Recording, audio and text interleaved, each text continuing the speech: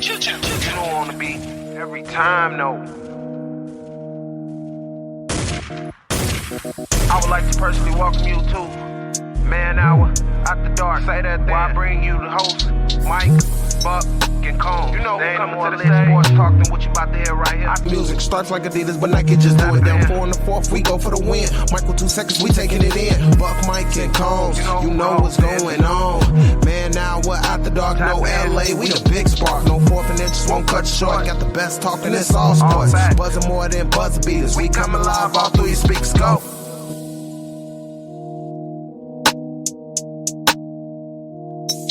And what is up, Man Hour Nation? Michael Buckhouse here with the Man Hour. Head over to manhourradio.com. Check out the blog section. And, of course, check out the merchandise section as well. If you're going to miss any part of the show whatsoever, let me go ahead and get this out of the way. You can go to iTunes, Spotify, Amazon Music, and, of course, iHeartRadio. You can download this on the podcast form, or you can check out all the clips at youtube.com/Man Hour as we upload each and every clip from the show up there each and every day.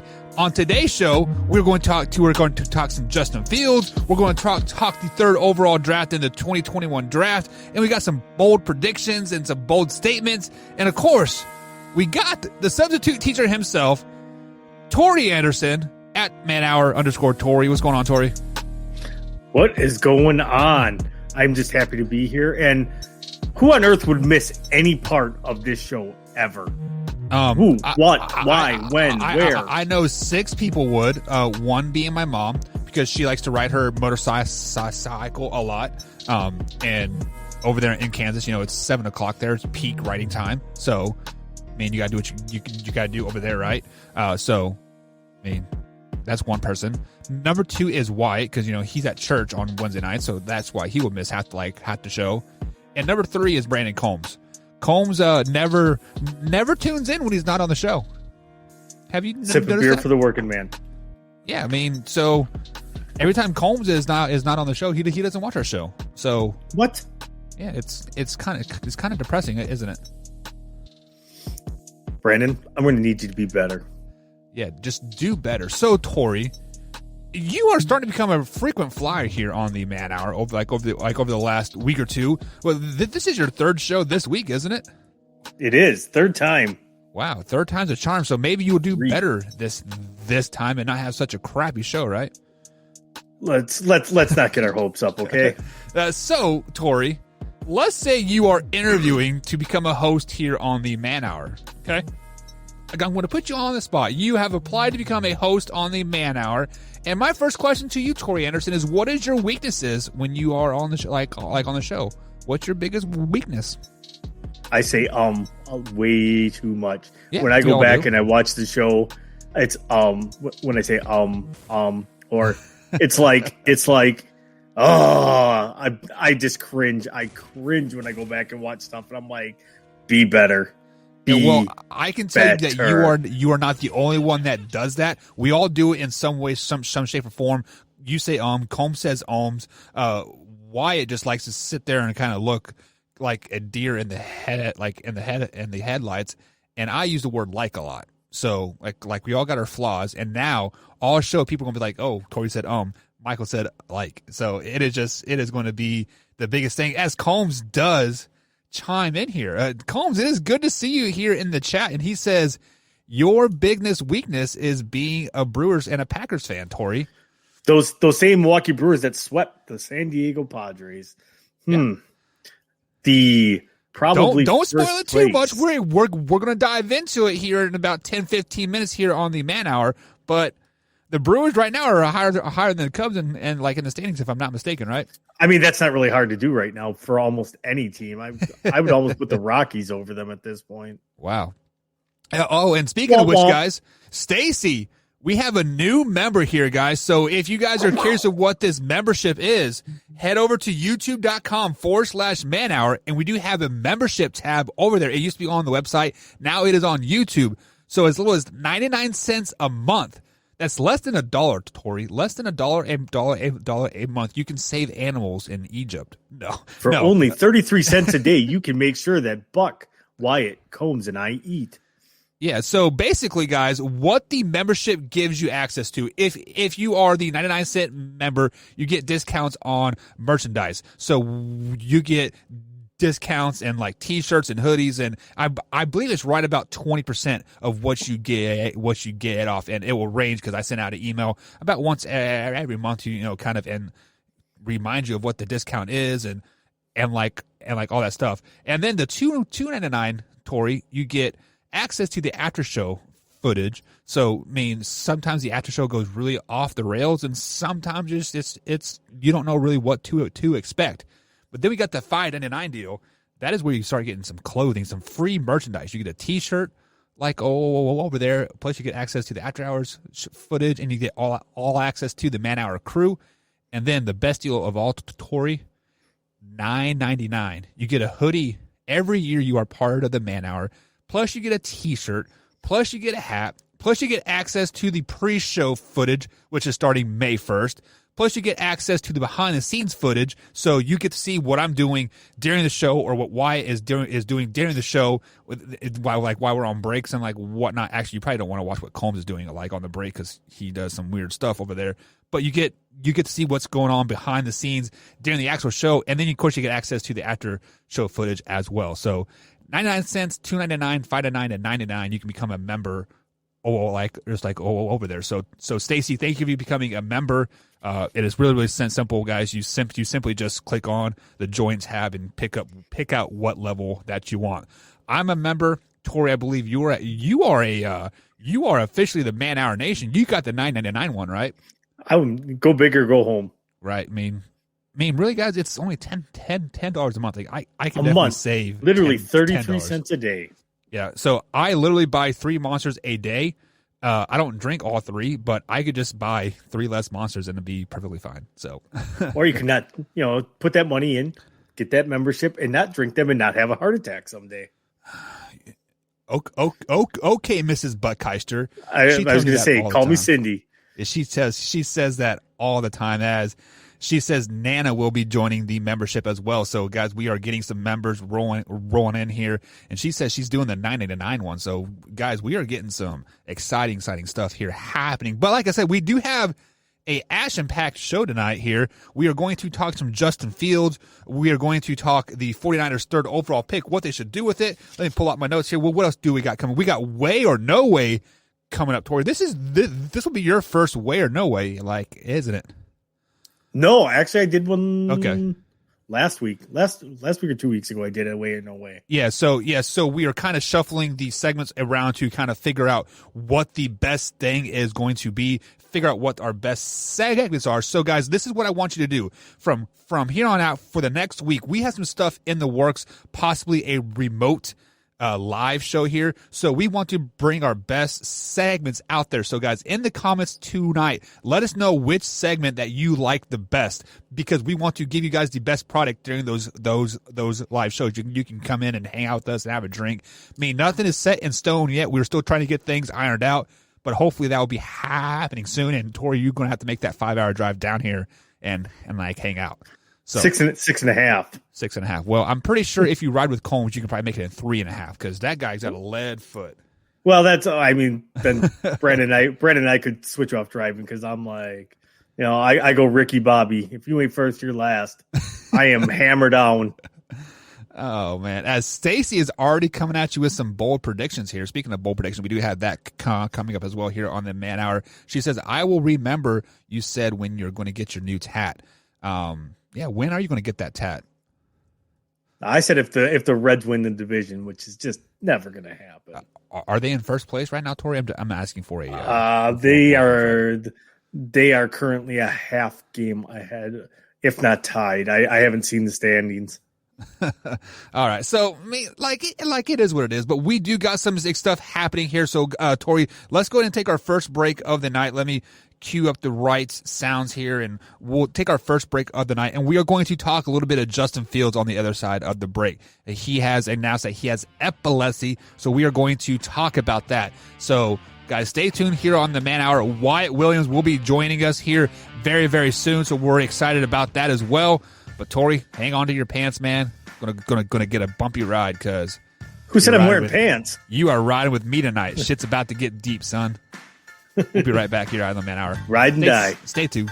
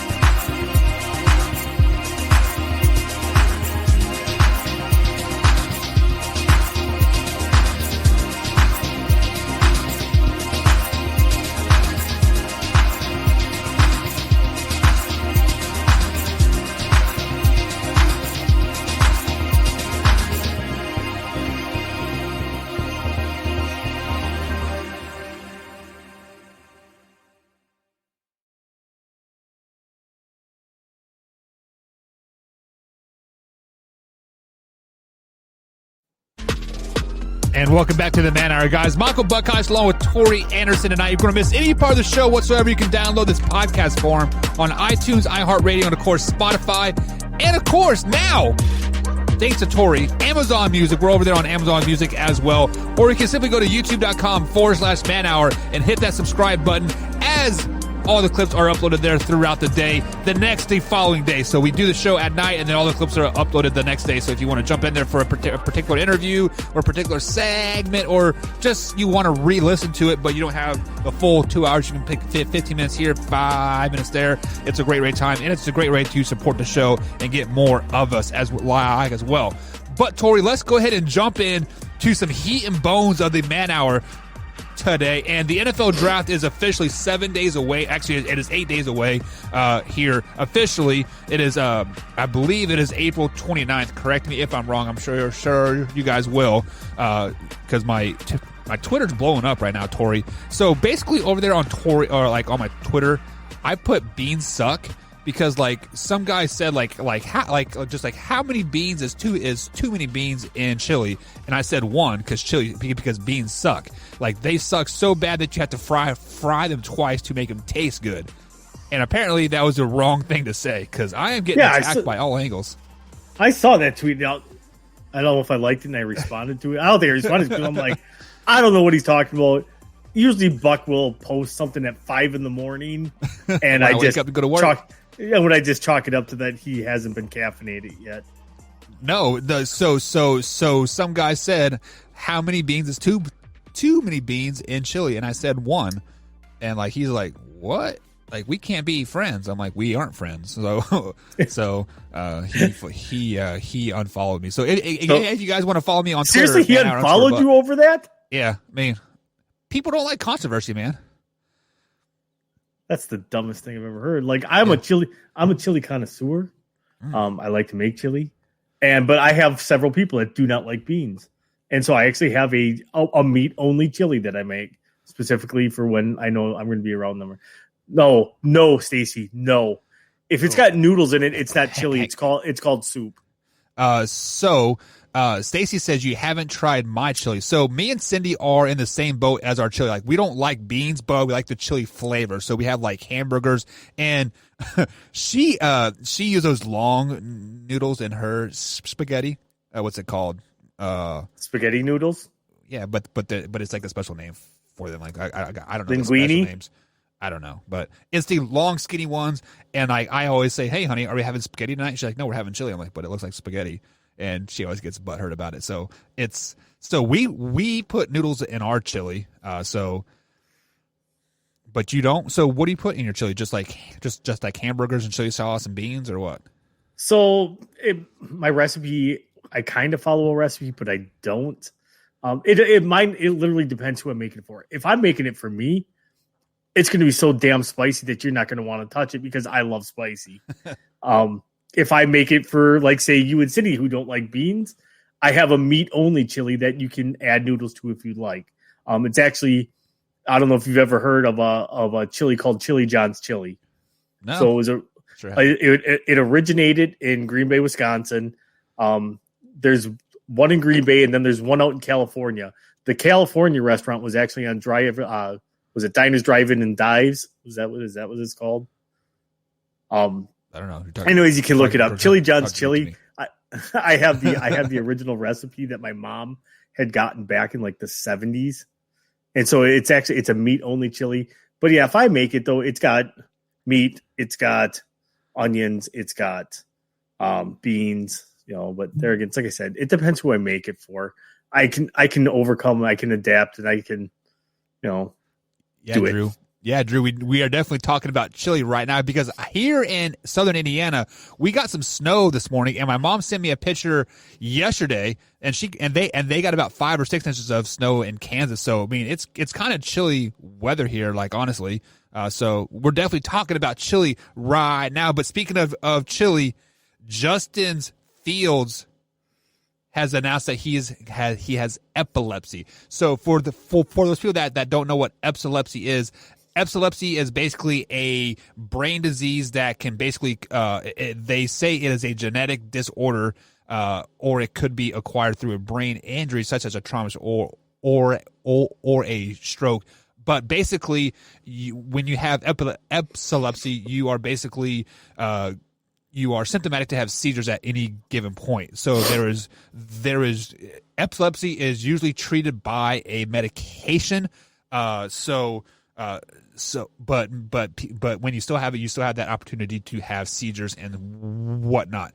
So, Tori, with that being said, with Justin Fields coming out and saying that he has epilepsy just days before the draft, many people have him going pretty high in the draft. I actually have him going number 2 overall to the New York Jets. What is this going to do for his draft stock? Epilepsy. Say it. Epilepsy. Epilepsy. There you go. That's what I said. You're saying epilepsy. Oh, whatever. So the thing is he's going to be scrutinized for the next week now. NFL doctors obviously know a whole lot more than we do.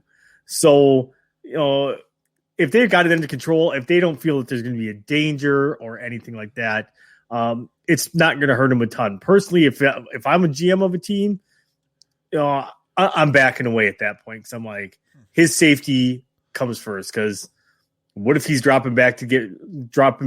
There's a rush coming. A seizure hits him right before he gets hit, and he gets crushed and gets injured. At that point, it's a player safety issue. I'm backing away from it. So that's just my personal opinion. I'm no doctor by any means. I only play one on TV, isn't it? Wait, I just stole your line, didn't I? Yeah. Don't take my lines. Yeah, but like you can say that, you can back away from it, but many people, NFL franchises are banking on they're thinking the glass is half full. There is medication that can control these seizures, and there's things that there are always triggers like as well. Like I actually have a friend that had this through college, and like he could like kind of feel it starting to come on. Like he would he would start to get like this. Just like this pounding headache, and like his vision would go like blank, and then he would like have it, and then 15 minutes later like it'd be over. I mean, like he obviously wouldn't be back 100%. Like he would be out for the count for a day or two because like when you see like your body like tenses up, and you basically just had like the best workout like you've ever had like in your life. You're going to be sore for a few days. But everything that you just said there, Tori, he is in the NFL. He has the best medical doctors in the world. He has the best insurance in the world. They can probably control this. I mean, they can maybe not control it, but they can manage it. So, well, Jay Cutler played with type 1 diabetes, you know, and there again, I'm diabetic too. And it's not a seizure, but like you said, there's signs. Like if I know when my blood sugar is going to go, like I can feel it. Like I'll start to sweat or I'll get a little bit dizzy. It's like, ooh. And then so I'll go check my sugar. Right. Like the other night, like it happened, like while I was sleeping, all of a sudden I kind of woke up and I'm like, God, it's really hot in here. And then I tried to sit up a little bit and I was like, uh-oh. And I went and took my sugar and it was really, really low. I was like, whoa. So there I am sitting in the kitchen, stumbling over stuff, trying to eat an apple and I got an apple in one hand and eating a spoonful of peanut butter in the other. Yeah. So if I am a NFL team, I would be cautious about it, but I'm not going to change my whole trajectory on a player's ability to play football just because of some off-field stuff. Yes, the off-field stuff does affect the on-field stuff. Like I totally get that. I totally understand it.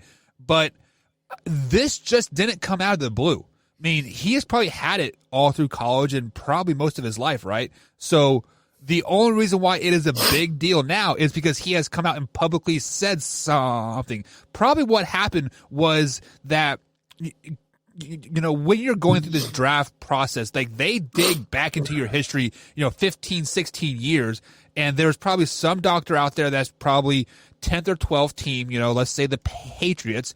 They are digging back into his 5th grade elementary school, like school stuff. And it's like, oh, you had a seizure then? Like, what is going on? And then it started to dig more. And then now it is big news. So he could have never had one in college. He could have never had one in like high school, but it is a big deal now because, he is getting ready to make millions of dollars. And like, I don't want to take a kid's future away just by a possibility of something that could happen, right? So if I am the New York Jets, I am still drafting him number 2 overall. I mean, like he has the ability to change my franchise direction and maybe put some positive vibes like on my team. So why not take that chance? And worst case scenario, let's say he does have one on the field, right? And he happens to get hurt, broken leg, broken arm, because, he is seizing up while getting tackled. I'm not for sure that he would die from that. Like, do you think he could die? No, I don't think he could die. I just see potentially maybe a serious injury. That's about it. I mean, there again, though, the NFL teams are investing millions of dollars into somebody. They usually want to protect that investment as much as they can. So let's say, in theory, he starts to drop. Like he drops out of the top 5. He drops out of the top 10.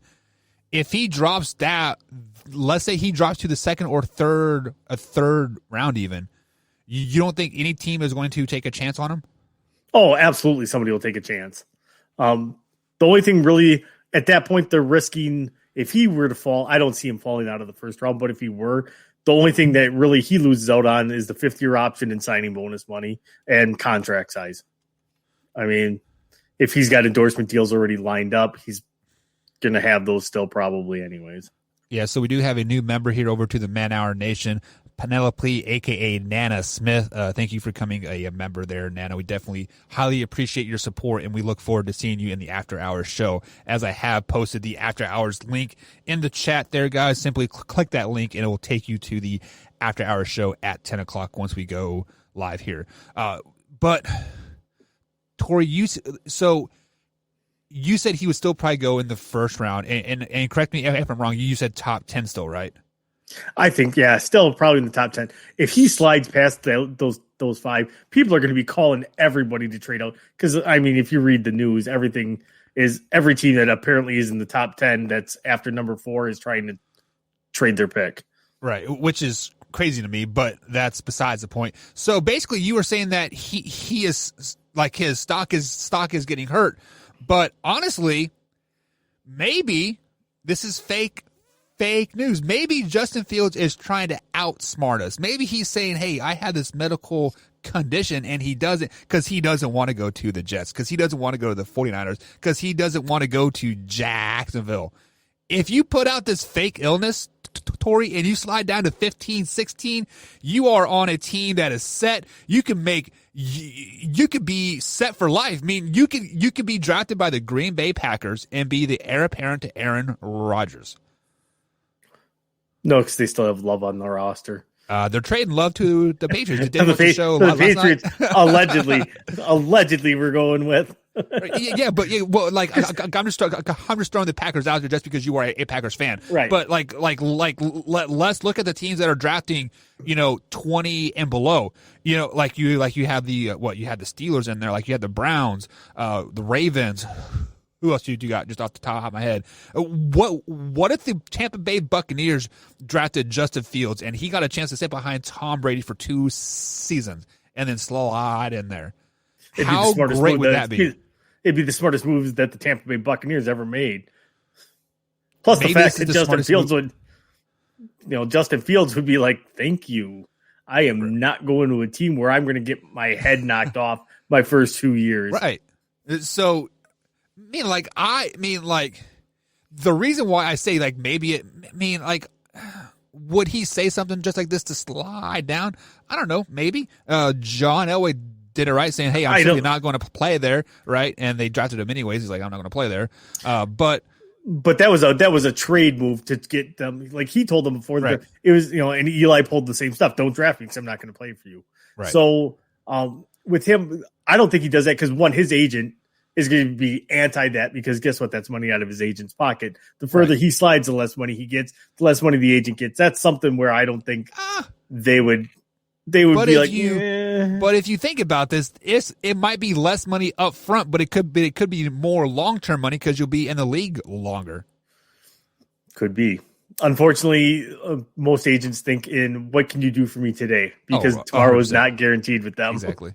Yeah. I mean, I definitely 100% agree with that, and that was just a bold statement coming out of my mouth. Like, I don't think any way, shape, or form he would ever jeopardize his career by saying something false like that at all. I just want to be perfectly clear on that aspect. But being perfectly clear on some aspects, right now the Padres are not playing good baseball. They've had a very, very tough slate of games here. Tori, I believe you were on Monday with me, right? And we all of the teams that you said who was hot, they ended up playing the Padres this week, and the Padres have dropped 2 of their last 3 series and getting swept by the Milwaukee Brewers. Your Milwaukee Brewers.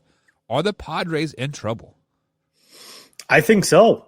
At this point, you have to look at the. I'm big on look at the body of work.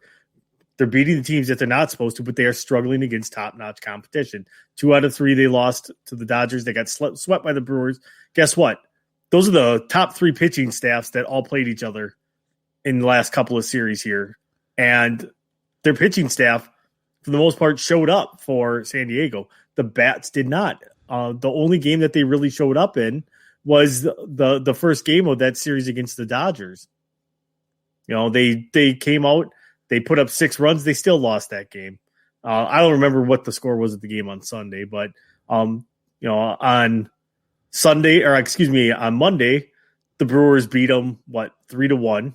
So there's 1 run. 6-0. Tuesday they lost 6-0.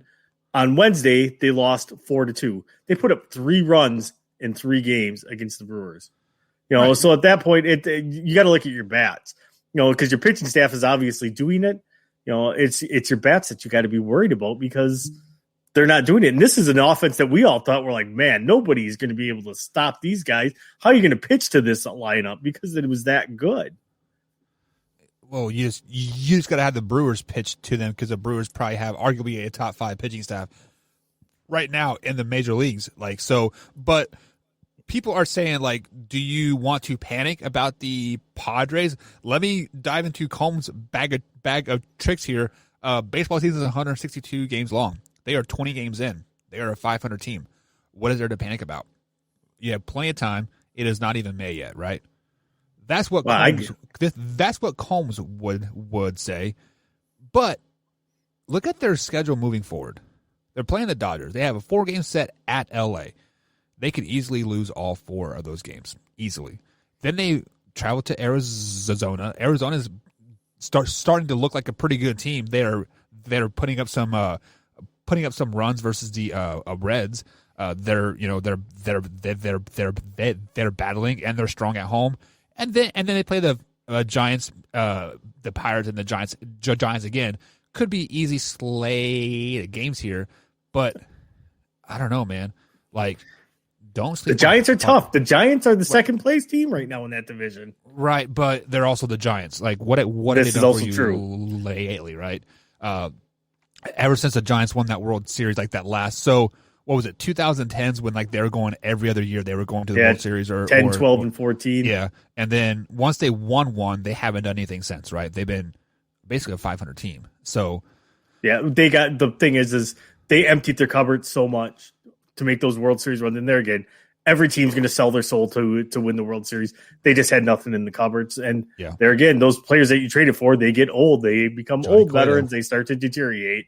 And that's what happened, with like Hunter Pence and, Mad Bum and, Brandon Belt. Brandon Belt's still a pretty good player, Buster Posey. He's still, Buster Posey. Well, Buster's never been the same ever since he got plowed at home plate. Right. But that was ugly, wasn't it? That was an ugly hit.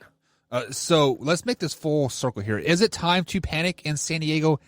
Absolutely not. Look at the roster. Tori, we've sat here on the show. You, Combs, Hoffy, even Wyatt said it, that they have the most stacked lineup in all of Major League. They're going to be fine. They're going to be fine. Wait until May. Let me pull Combs' tricks out again. Wait until May. Wait until late May, early June. Then maybe push the panic button. If they're 500.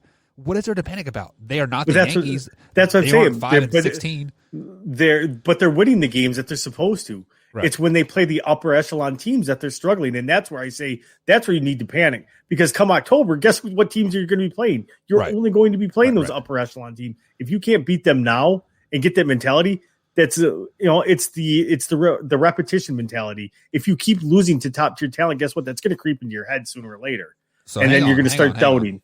The creepy. Are you doubt. saying the Brewers are top tier talent? Are you saying the Brewers are the best team in the major leagues? No, I'm saying they're top tier talent. They're probably the way they're playing right now. They're probably a top 5 team in the league.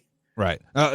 But then you look at their schedule moving forward: the Giants, the Pirates, the Giants, the Rockies, the Cardinals, which is I believe they're tied for last place, aren't they? And the only two teams in the Central right now over 500 is the Brewers and the Reds. Right. Everybody else is below 500. And then, and they're like, after this Dodger series coming up here this weekend, they do play a 4-game set: Thursday, Friday, Saturday, Sunday game, all 10-10 first pitches. Is absolutely crazy to me, but that is absolutely. But I guess they're on the West Coast. What's that, like 6-10 there? So I guess it is what it is. But after that, they have a month of pretty easy games until they go to Milwaukee and they play the Brewers again. Yeah. So. And there again, it's a great time to beat up on lesser competition, get those bats right, and they probably will. I'm going to guess they will. They'll still, if they struggle this week, if I do power rankings, they'll probably still be in my top 10. So even though they're struggling, they're a 500 team. You are pushing the panic button and say, hey, they can't beat good teams. They're still a top 10 power ranking team. Explain that. Like, how does that work? Because they just can't beat the teams in front of them. They might be number 10 in my power rankings. There might be 9 better teams, but they can't beat the top 9 teams, but the bottom 20 teams they are killing. That doesn't make you a powerful team. Come on, Tori. Yes, it does. No, it still doesn't. Makes you a top 10 team. So let's say for example, when the Royals play the Dodgers coming up, I think it's pretty soon here, and they beat the Dodgers, but then they lose to the Cubs. Are they still a top power team? Yeah. How does that work? You just lost to because I would have to. It depends. I'll have to look at their body of work against teams with above 500 records and teams with below 500 records. Oh, and then we have Brandon Combs coming over here in the chat here saying they will turn it around because they're an ultra good team. So he is basically basing his power rankings on what could happen, not what has happened. Is that how you basing your power rankings there, Tori Anderson? You are banking on what could happen? I bank it on both. I body of work and their potential. You guys, you cannot base it off the potential. Scrappiness, and that's why the Mariners are. How can you base power rankings off what could happen? Because you look at the players that they have on the team. You look at the talent level of that team. I could go to work every day for 3 weeks and be promoted to CEO. So should I start wearing a suit and tie to work like every day? Because I have the potential. Yes. I don't have the potential. Come on, man. What are you talking? I was going to say something that I can't say on the air. You can say it. Say it. I was going to say it's edit out, post edit. I was going to say that's an adage that like a boomer would give you. Like, if you just show up and work really hard, you could be anybody at the job. Yeah, no, that's not the way it works anymore. No, sorry to tell you that. You have to blow your way to the top. Let's just be flat and honest. I said it. And Combs says you are the 5th in our power rankings, Buck. And just like that, Combs has been muted and banned. Hey, Corey, you are an admin over there on the YouTube. Hey, just go ahead and put Combs a time out. And he says there's only three of us. So speaking of only 3 of us, Antonio Brown had 3 civil suits against him, sexual civil suits from a ex-trainer here. So let me pull up the old story here. So basically, guys, it was Tori, correct me if I'm wrong, but I believe it was 2019 when all these allegations came out, right? Like about the sexual misconduct. The year that Antonio Brown went completely crazy. Right, yeah. So that like it was a year that he froze his feet, his helmet wouldn't fit, and then he had a sexual civil suit with his former trainer Brittany Taylor. So some backstory here. Basically what happened is Brittany Taylor said that Antonio Brown sexually assaulted her 2 or 3 different times and places some civil suits against him. So let's go ahead and give some backstory and build this backstory up. So Antonio and Brittany, they have been friends for over 10 years. Several years ago, they almost became business partners. So what that means, I don't really know. Was there just no name signed? Was the contract built? But basically, they were going to start a business together, and then that fell apart. After that fell apart, basically, these sexual assault allegations started to come out. So let me ask you this question, Tori. Since these civil suits have been settled outside of court, and basically the attorney says, hey, they are friends, people fight, and things are over. How can you be friends and things are over and then charge me with sexual assault? Like, that doesn't work. So do you think there's hush money involved in this? Oh, 100% hush money involved in this. Again, like, if it was anything serious, like if it had legitimate stuff behind it, there would have been criminal charges pushed on it. So 100% civil suit means, pay me off so I shut up and make me sign my NDA, and that way I go away, I get paid, and whatever money we could have made together, I just got it from your paycheck anyways. So that's exactly what I was thinking, just like at first here. But then I was kind of reading between the lines, thinking outside the box, thinking of this as like somebody wants to get my money, kind of like that bitter ex, right? So they have, quote, been friends for over 10 years. What does that mean? I don't really know. Like, were they romantically involved, or were they just friends, just like you and me, or like me and Cindy's friends, right? Like were we friends, or were we friends, right? Like, air quotes with the friends, right? Friends with benefits, FWBs, right? And then they said they almost became business partners. Anytime friends become business partners, that is a disaster waiting to happen. So, I mean, like, you could become business partners and then become friends. That's what all of us did here on our show. Like, we became business partners and then we grew into a friendship, and like that has worked perfectly out just fine. But when you take friends and make it into a business, it doesn't work like that. Just because you cannot separate business and friendship. Like, it it doesn't work. And when they say this failed, I feel like this Brittany Taylor girl was a bitter ex-girlfriend, and she wanted to take the man down, per se, just because she saw Antonio Brown sign his huge contract with Oakland Raiders, like, at the time. And then, you know, he I think he lost that whole contract, right? If I'm not mistaken. And then he signed with the Patriots and played like 2 games and lost that. And then he sat out the whole season. And she's like, well, why don't I kick him while he's down? So that's kind of the way I took it. Like, she was a bitter ex, and he moved on, and she didn't want him to move on. And like, now maybe they're back together, and, you know, everything's hunky glory now. You know, she is back to rubbing his back and legs and having a grand old time. Maybe that's it. Maybe she just wanted him back. Could be. Could 100% be. And there again, now we know the rest of the story. Oh wait, can I say that? That's probably trademarked. What's that from? 2020? No.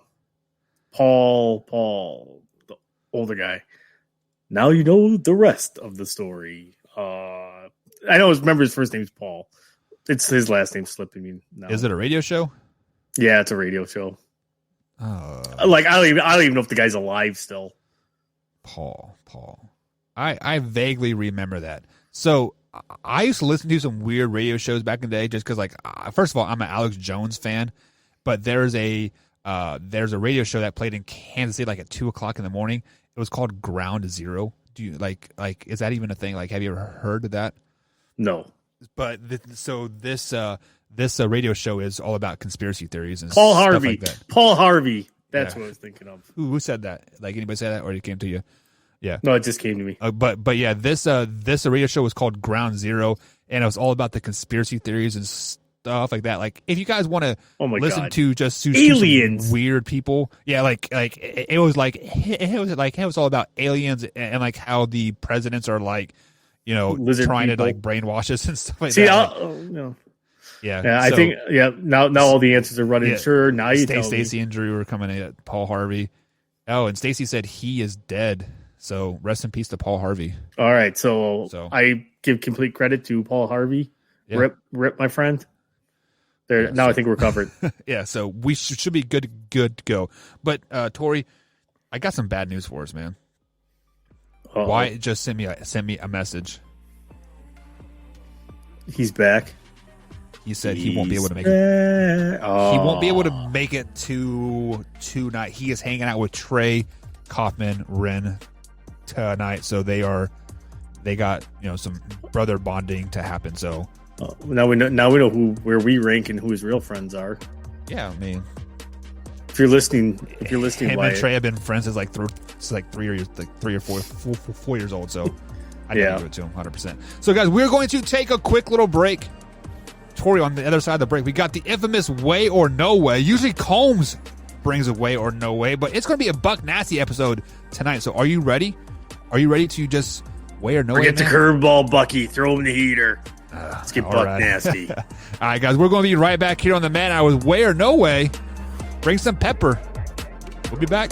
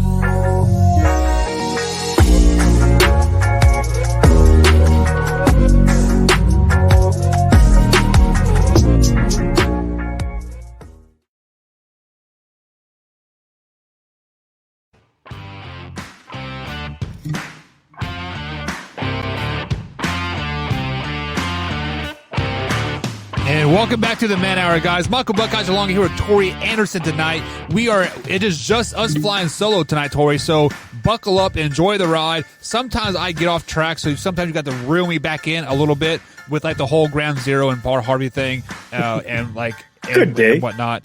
But tonight we got Way or No Way, Tori. It is brought to you by Thrive Fantasy, guys. Head over to thrivefantasy.com and use promo code MANHOUR, and they will match up to $50 of your first deposit. So that's promo code MANHOUR. So you can also download on iOS and Android devices. Fun fact, you can't do it in Indiana. I don't understand. So I go across the river. I go to Kentucky for an hour and do my bets, and then come back home. I don't understand it. So, but I can do FanDuel Jesus and everything can still else. see you gambling. What's that? Jesus can still see you gambling in Kentucky. Is it really gambling though if you do a science behind it?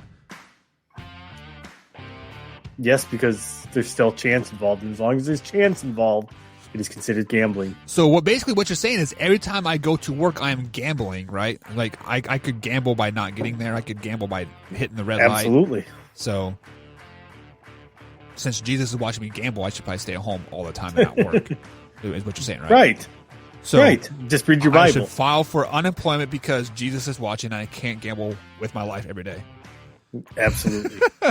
Left turn there. But Tori, Way or No Way is a simple game here. Basically what we do is we give you a statement and you tell me if you agree with that way, and if you don't agree with that, no way, and you tell me why. Don't just be like why and be like no way. Like, I need some good quality thought process behind these answers. I have not prepped you for you at all, so this is all going to be raw emotion straight off the top here. So are you ready? No. Yes. How about now? Are you ready now? Roger that. Let's do it. No way. Yes way.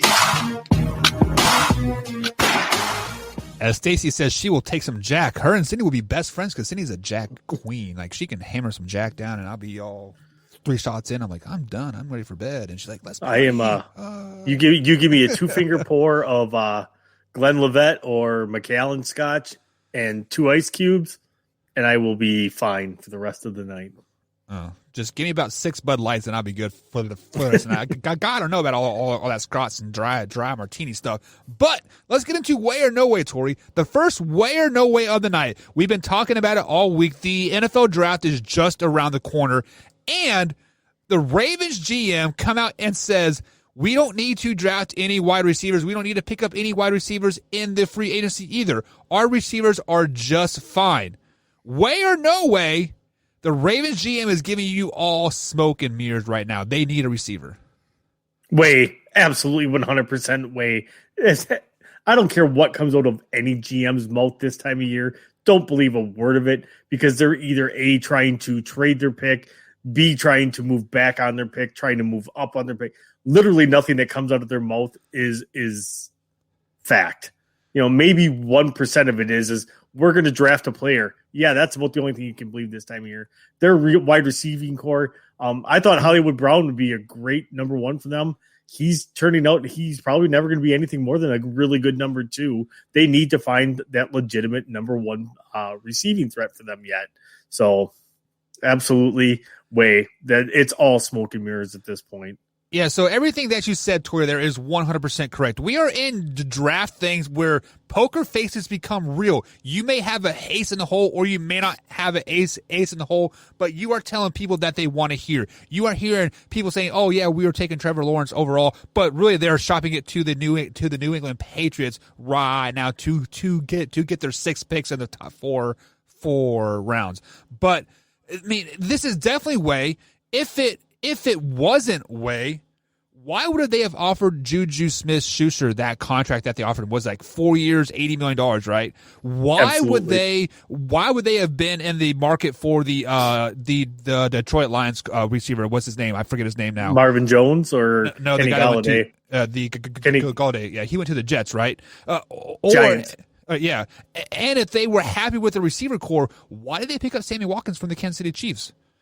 Absolutely. Yeah. So this is and maybe Sammy Watkins is gonna not get hurt for 1 year of his life and turn into the wide receiver that he was supposed to have been. But it seems like it's the same story every single year with Sammy Watkins. No matter, this is the year he becomes that number one receiver that he's supposed to be, and it never happens because he pulls his hamstring in the third game and misses 12 games. Yeah, so fun fact, I was really excited when the Chiefs signed Sammy Watkins. I'm like, we are finally making a turn. We are making a push. And he caught like 15 balls for us in 6 years. Absolutely great pickup, right? No, but let me kind of let me piggyback on what I said earlier. Let's say this was a no way answer, and the Ravens GM is happy with the receiving core, but the receiving core was the worst in the NFL the last 2 seasons. Is that throwing shade at Lamar Jackson, Tori? No, it's literally the talent that he has around that wide receiver. No. So I'm saying, like, let's say the GM really believes that the receiving core is good. He loves the receiving core. They don't need anybody else. Would that be throwing shade at Lamar? I don't think so. No. It wouldn't? No, I don't think so. How? So whose How fault would be? it be that the numbers keep going down year after year after year? We have a solid receiving core per the GM, but our receiving numbers keep going down. Who does that fall on? Trash Lamar Jackson. That's who that falls on. But same thing, like, because I can relate to this because of Green Bay needs another receiver, and Brian Gutekunst said, "No, I think we're good with what we got." Yeah, I mean, yeah. If you target, Devontae Adams 150 times a year, okay, Alan Lazard was basically our number 2, and he missed half the year too. But I don't think Alan Lazard's a number 2 receiver. He's a big bodied receiver, but he's not a number 2. He's not going to do anything on the outside because he's not that big of a deep threat. Same thing with MVS. Because MVS will make a difficult catch and then be streak past his guy 5 yards, nobody around him, and then drop the ball. Hey, Tori, do you have some scotch in your drink thing. there? I wish. Well, you should drink. You brought up Packers for no reason, man. Go ahead and finish that drink all the way off. There you go. Yeah, tipsy. Get my Tori. water intake. So we are both in agreement. The Ravens GM is blowing us smoke. I mean, come on. It is draft time, guys. I'm going to take Tori's line here. You can't trust anybody right now. No way, no how. Sorry.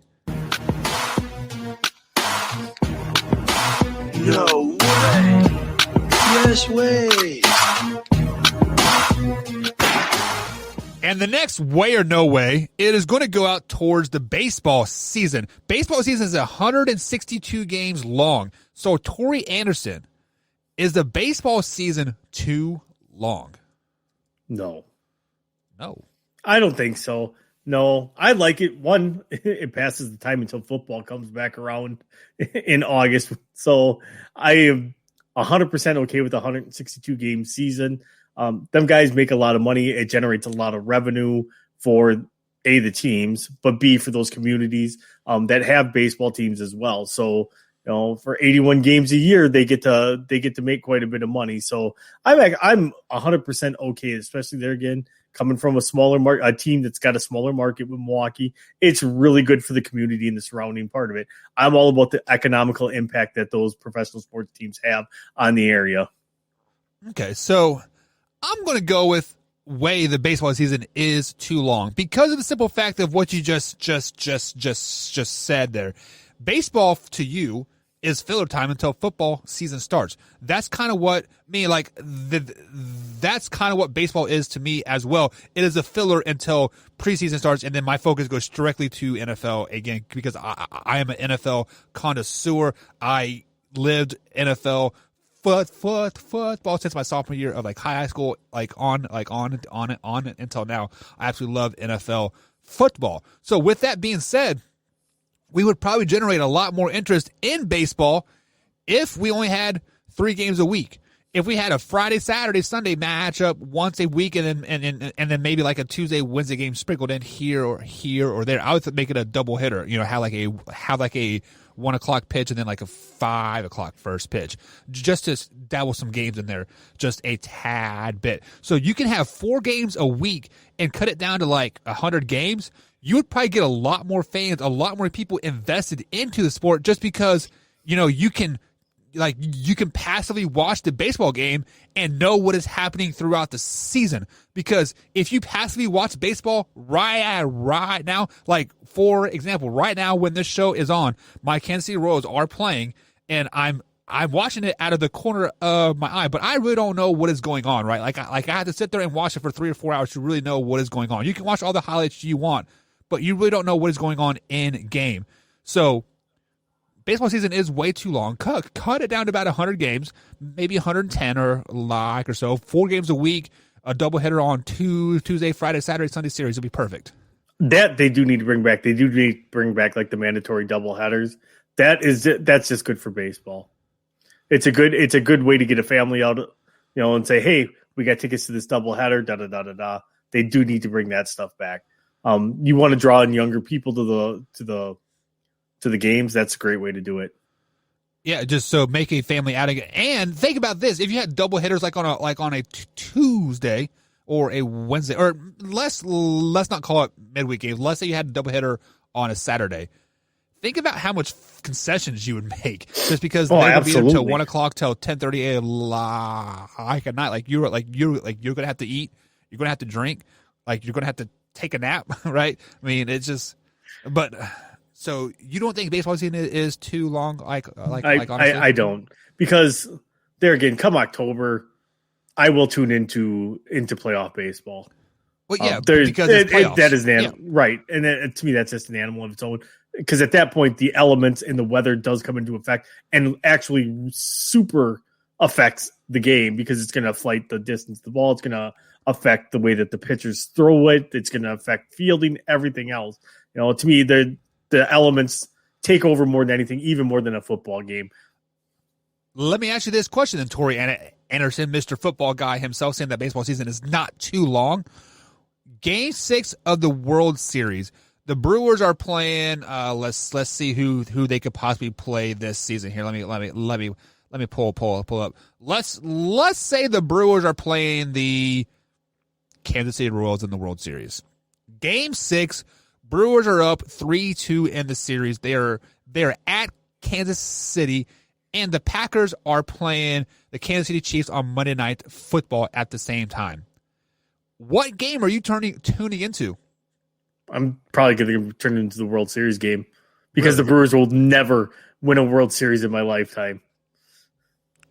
But the Packers will not beat the Kansas City Chiefs undefeated on Monday Night Football at Arrowhead Stadium ever again either. Well, you guys ruined our perfect season one year too. Okay. By that answer, that was a tit for tat.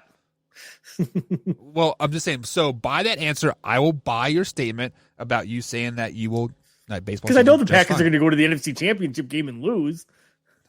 Maybe not this year. The Cowboys are hot. Oh my God! No way! Yes way! And the next way or no way there, Mr. Tori Anderson, let's go ahead and talk about the NFL. The NFL this season they will be doing a 17-game NFL season going into the 2021 season.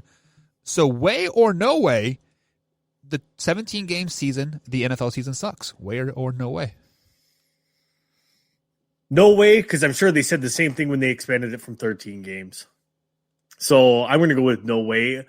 The thing is, it's a little bit more money in the pocket for the players in the long run for it. Right. They all hate it. They all don't like it. And I get it. It's a safety issue. It's a contract issue, because right now the contracts are not adjusted for a quote unquote 17-game season. But one, it's going to extend their paycheck one more week at least.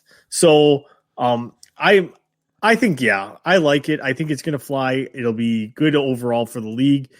It's something the league has proven that they do every 20 or so years, that they expanded. This is the longest they've gone without ever adding games to the season. Eventually, I think we're going to it'll end up being like a 6-month season. and they'll play like 20-some games. That's a bold statement there, Tori. That's a lot of football. Look how much money how much revenue is generated from football, and that's the reason. As long as it sells, they will keep pushing to expand it.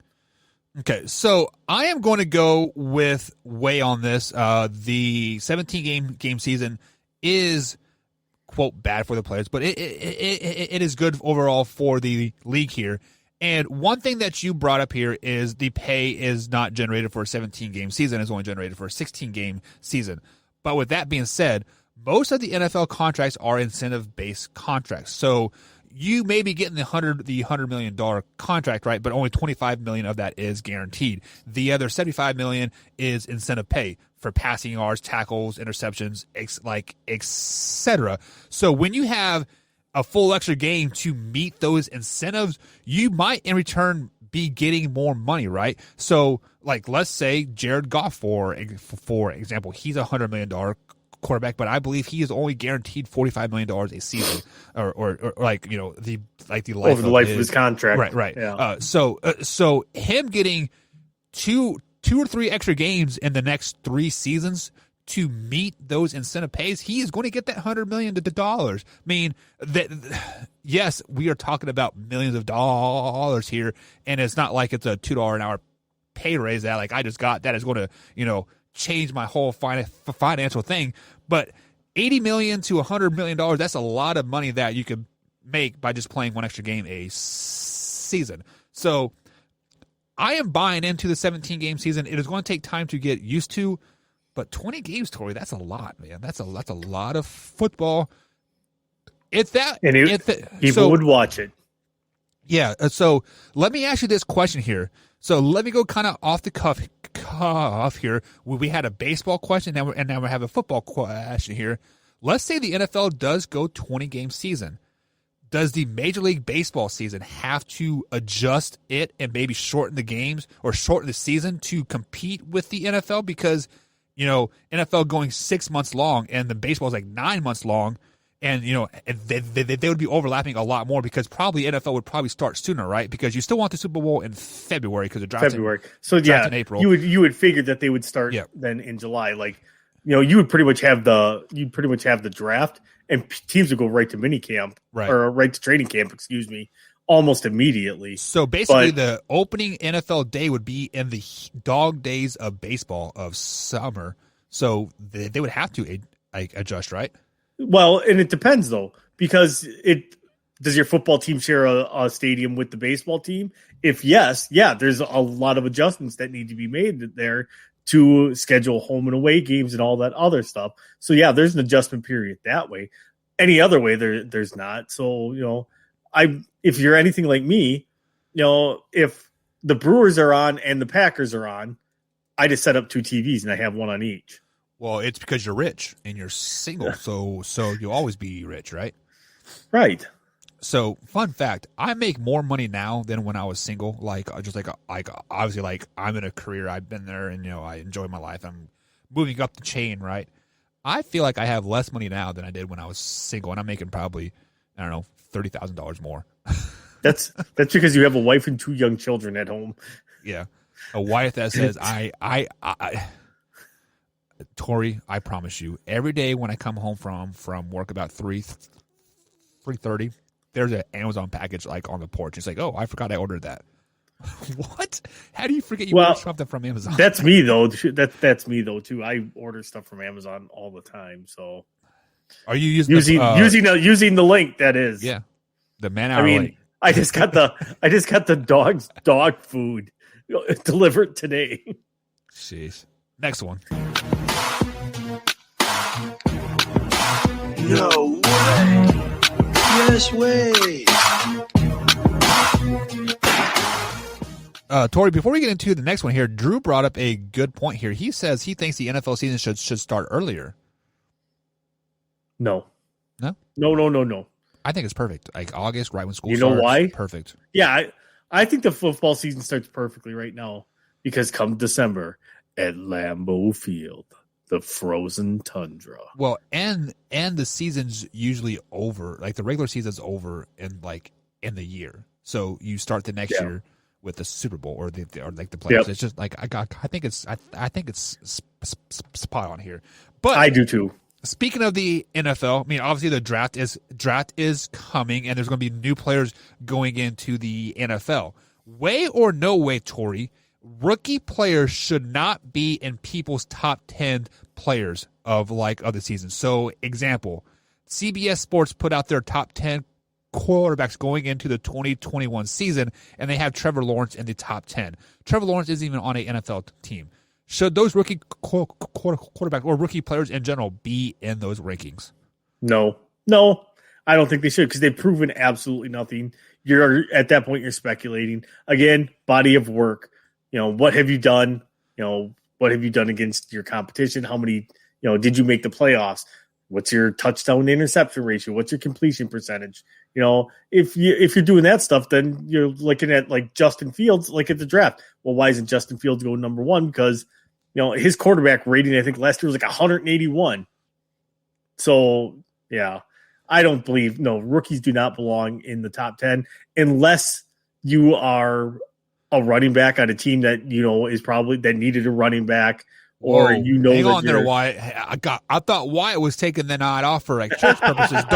Don't be waffling back and forth. Right. Way or no way there, Tori. So no way. Rookies don't belong. I will go no way then. That rookies do not belong there. There's nothing to back up. There's no proof there. Right. The offensive line in Jacksonville is not that good. He is not going to be a top 10 quarterback this year. He's going to get his head knocked around. That's what's going to happen. Yeah, so I got to agree with you. There is no way that rookie players should be in NFL top player rankings, period. Because one, they've never played in the NFL. Just like you said, there's nothing to base anything off of. Oh, the potential. Yes, we are basing the top 10 off of potential going into the 2021 season, but we have something to base it off of the previous season, the previous 3 seasons, the previous 5 seasons, right? So if you go back 3 years for Trey Lance, right? Let's say Trey Lance is in somebody's top 10 quarterbacks going into 2021. Are you going to base his senior highlight tape from high school? Right. You are not playing NFL competition. There should be no way at all that you should have rookies in NFL power rankings. No way at all. No.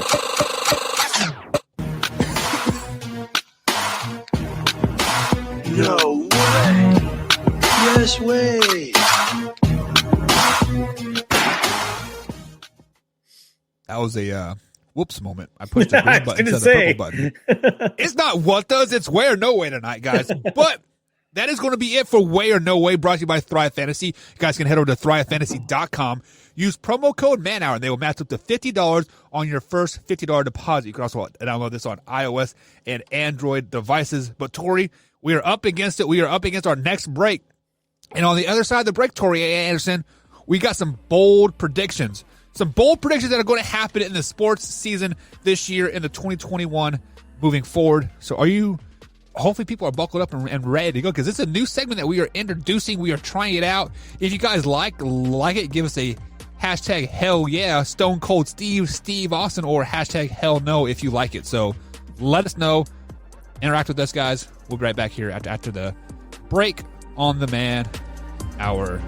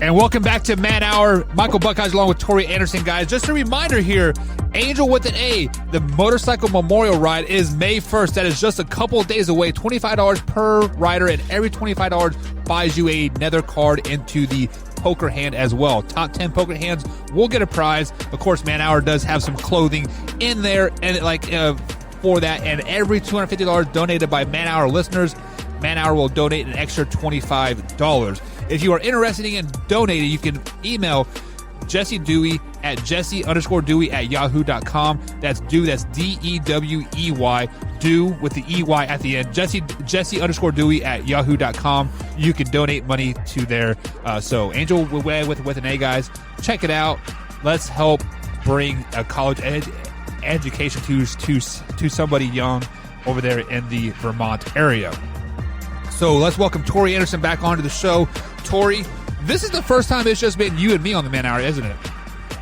It is. So it just feels right. You just know. Yeah. You know? know? I mean, sometimes it's just like when you put on like a good pair of jeans and you don't need a belt, like you aren't feeling bloated, like right. It's kind of the way it feels, and then sometimes you need your suspenders. I mean, I kind of feel that way because I have your shorts at my house. Yeah. So fun fact is, I sent Tori. So those are actually not my shorts, there, Tori. They are camo. So I didn't know I put them in there because I couldn't see them, right? No. So I sent Tori a computer because he does a lot of back office stuff for the Man Hour, and he needed a new computer. So I sent him a new computer. It was a new computer in the box, but I took it out because I had them like stacked up because I was I was imaging and putting Man Hour stuff on there. So I went to the post office, like, man, I don't have anything to pack this box with. So my mom gave me a pair of shorts like the last time I was in there because like my dad didn't like them or something. So every time I go back home, like my mom sends me home with stuff like my dad that doesn't want. I'm like, just take it back to the store because I don't want it either. but so I was like, this will work. And I texted Tori. I'm like, hey, hope you like my shorts or something crazy. And I thought you were joking. I'm like, whatever. And then I opened it up, and then I really did start laughing. I was like, holy crap, there really is shorts in here. So they did come with a belt, and those are some of the best belts just because they aren't the belts that have the holes. They're like the loop between the things and pull tight belt. I always call them the smart person belt. Yeah, I mean those are honestly the best belts ever. Like except for when you really got to pee and you've been drinking. You're like, those are not good belts when you've been drinking and you got to pee. It's like, oh come on. Sometimes you just got to like unzip it and just kind of hope for the best, right? Right. Wow, that's just definitely when This is why men end up with their own bathrooms and women are just like, clean it. You can clean your own bathroom. So I used to own a paintball field back there in Junction City, Kansas. It was called Rampage Paintball. So it's actually still operational there, guys. I sold it, and the people are still running it there. But we had a bathroom, and I built a men's and a female bathroom, and I put laminate on everything, like the walls, the ceiling, like everything, just so I could walk in there with a power hose and just power hose it off, so I didn't have to like actually clean it because men are gross. Let's just be flat out honest. Well, I will tell you, our people at our facilities people will say a women's bathroom is a lot dirtier than a men's bathroom. They're like, no, a women's bathroom is a war zone compared to a men's bathroom, and we're like, really? They're like, yep. I bet you because all of them don't want to sit on the toilet, so they kind of do the power squat thing, right? And so I don't know. I don't know what some of them do because some of them miss the toilet completely.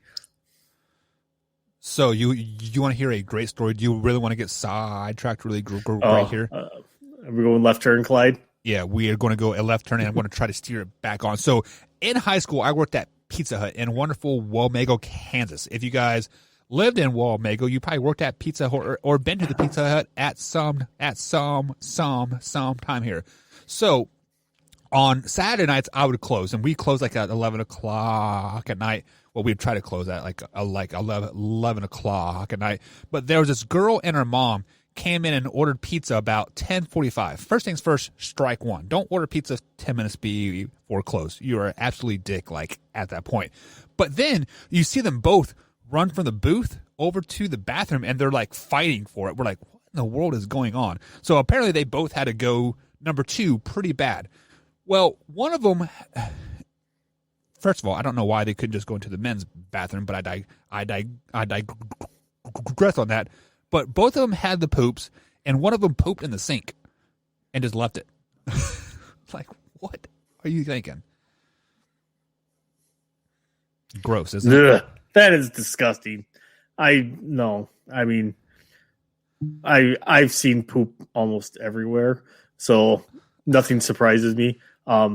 Since we're going left turn, so some of you know, some of you don't. I used to be a correctional officer. And flex on them. We had one guy that was a little mentally unstable, as I'll put it best, who would defecate in his hand and then roll it in his hands and place it around the door of his segregation cell and be like, "You better stand back. I'm gonna blow this door off. It's C4." So this guy literally would believe that he could poop C4 because he worked for the CIA. That's weird. It was weird. So many people are chiming in on the chat here, and Drew says he says women bathrooms are the worst. He used a porter at the Staples Center, and women's bathrooms are the worst. And Stacy says I have seen it that way as well. So, guys, I kind of need details. Let me know in the chat why women's bathrooms are more grosser than boys. Just because I figured, well, maybe just because guys usually can they try to save their number 2s till they get home. Dude, what? Who does that? I do. If I got to go, I'm getting paid for it. Well, I do it at work. Yeah, yeah. I'm getting paid to sit here. 100%. Right? I'm not going to lie. We have conversation of who owns what stall. What stall do you use? Well, I use this one. So we just call them 1, 2, and 3. And I'm like, well, I usually use 2 because that's right in the middle. And my boss I usually use 3. And we lay ownership. So that way we know if we all got to go to the bathroom at the same time, we don't take each other's stall. So, fun fact, if you want to go down this memory lane still here, I worked at I work at a place that is blue collar workers and white collar workers mixed. So we have a floor where the blue collars worker work, but then we have the office space where the white collars worker works. So sometimes, I am out on the floor a lot just because I interact with people and fix their issues like on the computers and stuff like that, and download the proper software. And I shit you not, in the white collar area, in the office space, they are remodeling the bathrooms. So instead of having 3 separate bathrooms, there's one bathroom for 150 people or so, which is absolutely horrible. But I had to go super bad. I'm like, okay, so I walk in there and all the stalls are full. I'm like, oh man, what is going on? So I go back to my desk and I work a little bit. I'm like, oh man, those these pains are horrible. So I walk back in there, and I shit you not, Tori, this guy was in the stall for at least an hour, and I hear him snoring, he fell asleep pooping on the shitter, sleeping. No. What is going on? I don't understand. I'd be kicking that door in. I'd be like, just because one of my other jobs that I had. When I took a little break from state government, I ran 2 different paper mills. And the one paper mill had about 500 people in it and had a total.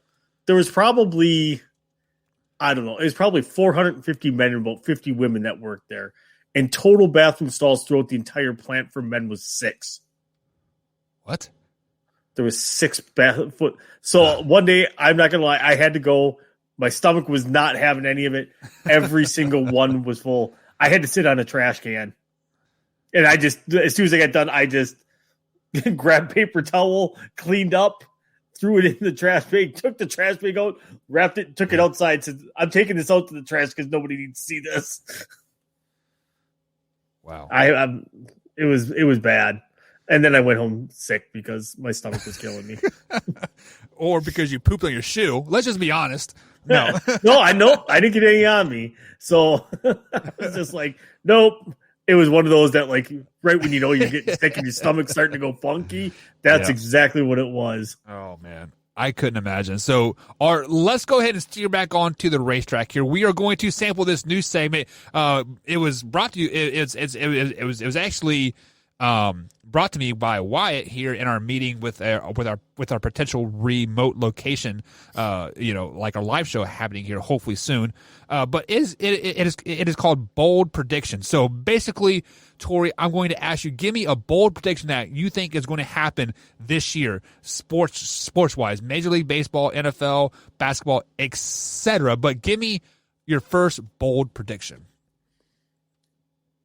On the clock at number 4, the Atlanta Falcons, and whether they draft a quarterback or they draft Kyle Pitts, which I'm kind of torn still whether they're going to do either one. I think they might end up trading that pick, although I think the Atlanta Falcons are a playoff team this year. They had pretty much quit on Dan Quinn. They've got quarterback guru Arthur Smith as their head coach now. Kind of the same mold as another Smith that they had, Mike Smith, that they went to a Super Bowl, they went to the playoffs almost every single year under Mike Smith as well. So I think they take this next step. They come back, and they are one of the better teams, and I think they maybe make a little noise in the playoffs. So your bold statement is that the Atlanta Falcons make the playoffs in 2021. Absolutely. My first bold statement is that the Patriots, normally the Patriots are kind of quiet in the NFL draft. They usually move out of the first round. They usually have a lot of third, fourth, fifth, sixth round picks. They're usually pretty quiet in the offseason like as well. They don't spend a lot of money in free agency. But we've seen the exact opposite of the New England Patriots. They went crazy in the free agency market. They spent what, like $100 million like on 3 or 4 players, if I'm not mistaken. Yeah. The first 24 hours. Yeah, it was just like you get a $25 million contract. You get 20. Like they're thrown out just like candy. So my first bold statement is that the Patriots will move up in the draft to draft a quarterback. I am talking like they will probably be ending up in the top 10. No. Top 6 to get their quarterback of the future. They are looking to get a franchise quarterback to replace Tom Brady. Cam Newton isn't it. Jared Stidham isn't it. Who else is there a backup quarterback just like on the roster? Didn't they sign like Colt Didn't you see they're trading for Jordan Love? Oh yeah, like I don't think Jordan Love is their answer either. Jordan Love would be trade bait to move up there. Bill Belichick has his eye on a quarterback, and at all costs, he's going to move up there and get his quarterback. That is my bold prediction for the NFL draft. I just still want to know who leaves a piece of paper laying out that says round 129 and Jordan Love to the New England Patriots. Yeah, that was way too obvious. It was way too obvious that it was slid out just enough to see the whole trade thing, and just it was perfectly whatever. What's your next bold statement, Tori? And we're going to go full homer here, but Corbin Burns will win the National League Cy Young Award. He is 40 strikeouts, 0 walks, and a .39 ERA with a 2-1 record. So that is insane. The only run he's given up is in the second game of the season when he was throwing a no-hitter and he gave up a bomb to Byron Buxton of the Minnesota Twins. That is the only run he has given up this year. Man, I feel like if Combs was like on the show, he'd be challenging you like, oh, just because he did this so early, you can't do this, and this, right? Much like what Shane Bieber and Cy Young.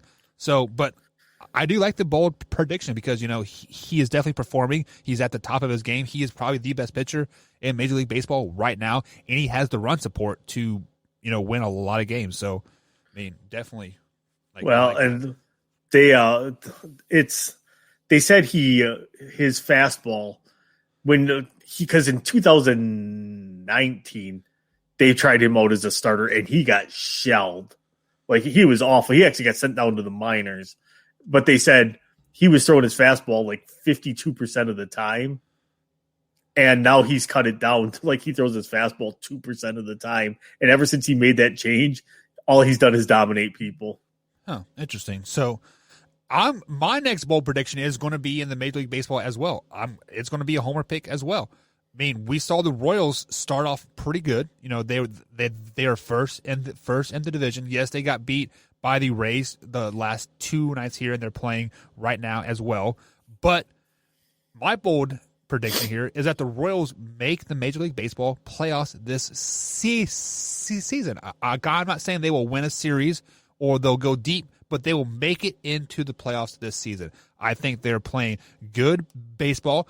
I think they will add some depth to their pitching rotation before they trade deadline. They have some young talent on that pitching rotation that they could possibly move for a veteran, Shane Bieber, or some other veteran pitcher that is out there. And the farm system is built up pretty good. That is one thing that Ned Yost and George Brett did before Ned Yost retired, was they consistently had players rotating through that farm system. So for trade bait, so to set them up for another World Series run. Yes, they're probably 2 years out, but I think they're a year and a half ahead of schedule, and I think they're going to make the playoffs this season. I would make fun of the pick, but the Brewers did the exact same thing. But they're, again, small market team. The small market blueprint is pretty much that. Build your farm system, get your team, win while you can, end up losing everybody or have to trade them, restart. That's just the model that they have to follow. Well, and then the Royals they're kind of behind the eight ball right now because they did give Salvi that big contract, and Whit Merrifield is going to be due up for a good contract here in the next couple of seasons. Actually, I think this might be his year that he's up for the contract. So, we could see some moves. I thought doesn't he have 1 year of arbitration left? I'm not for sure how all that works. Like, I don't understand what the whole arbitration thing is, to be honest. So after they get 3 years of service time, they can go to arbitration unless they got Super 2, which I can't. Super 2 is really hard to explain. But basically, after they get 3 years of service, they get arbitration for like 3 years. So, the third year they can go to arbitration, the fourth year, and then the fifth year. And then after the sixth year, they go to free agency. So arbitration means that even though I don't have a contract, I'm playing with like the league minimum for the Royals? It means so like Whit Merrifield can say, I want to go to arbitration. They can settle for arbitration if they want as well. So Whit Merrifield can say working at a contract. Gotcha. Yeah. So Whit Merrifield can say, I want to make $30 million this year based off of my performance last year. Kansas City might come back and say, well, we don't think you're worth that much. We say you're worth $20 million. So then it goes to an arbitrator. And the arbitrator might say, well, based off of his stats and and his pay rate from last year, I'm awarding him $27 million. And that's binding at that point. So it's basically like a franchise tag when it comes kind of, yeah. Right way. Okay. And which is just kind of the way that, it helps teams retain their own talent. Right. It is so these big market teams like New York don't scalp all the players from Royals like they did in the 90s, right? Right. So like that, and that's where like I talked about Josh Hader. Josh Hader goes in. This is his fifth year. So his arbitration case when it comes up this year, because every year he's won his arbitration, so his salary's gone up. So you can get like I think it's up to like I can't remember. There's a max percentage above what you made last year that you can ask for. But his number next year for arbitration, like he can ask for $25 million, and he's probably going to get it. So that's why I think the Brewers can't afford that. They will probably move him for prospects at the trade deadline. Interesting. Well, what is your next bold statement for this 2021 sports season? So it's not this part of it's not super bold that Deshaun Watson will be traded. That however, is a bold statement. Deshaun Watson will be traded to the Minnesota Vikings, I believe. Just because Kirk Cousins is a free agent after this year, I do believe. I am about 99.9% sure on that. So they're going to be in the market for a quarterback. Cousins is good, but he's never going to lead them anywhere. I think Minnesota at that point, with the roster they have, with the young talent that they have, with the defense that they have, would be stupid to not make that move. And I think they do make that move. They will gamble the near future for the long term to get a quarterback of his caliber, even with everything going on. What would they trade up Kirk Cousins? Would they give a receiver? Would they give draft picks? I would think that they would probably try to give him Cousins, just because Cousins would basically be an expiring contract, and then give him a couple of first round, probably two first round picks. If you're giving him Cousins, probably 2 first round picks and maybe like a second and a fourth, spread out over a 2-year stretch. So interesting. Watson to the Vikings, huh? Which is something I would not want to see. Yeah, I mean, you being a Packers fan, definitely not. But my next bold prediction is Jake Paul will never win another boxing match without red flags. For those of you that don't know, Jake Paul is a YouTuber turned professional. Is it professional? But I mean, he's Isn't it still like just celebrity boxing? Yeah, but he's getting paid to box. It's on a Triller or I don't know. But basically, Jake Paul has been boxing these retired and out of shape like ex-boxers and UFC guys. I believe the guy's name was Jeff Askrew. He beat on Saturday and he KO'd him in the first round. This is the same guy that we saw got dropped on his head. He was dizzy and he was getting pounded on the UFC mat over and over and over. He reversed the table and he ended up choking the guy out. So to say that he got KO'd by one punch by Jake Paul, many people are saying that there was a dive, taking place there. So with that being said, my bold prediction is that Jake Paul will never win another boxing match and another professional boxing match without somebody saying, hey, there's like this guy took a dive or something to that effect. So that's my bold prediction for Jake Paul. What is your next one, Tori? So my last one, again, homer pick, but NBA playoffs getting ready to start. I absolutely love watching the NBA playoffs as well. That my Milwaukee Bucks will win their first title now since 1971. I think this is the year that Giannis really leads them. I think it's Budenholzer. The whole thing is if Budenholzer actually makes adjustments in the playoffs instead of, all right, just feed it to Giannis, let him run to the lane, and if they collapse on him, just kick it out to whoever and shoot a three. That is literally our entire offense. But it seems like every year in the playoffs, we go completely cold from three-point land and nobody can hit one. Well, it's you guys go completely cold because you guys just aren't very good. So you can have that bold prediction, but my bold prediction is NBA as well. Fun fact, guys, me and Tori wrote these down before show, and we didn't organize them. This is just the way things came out. But mine is NBA as well.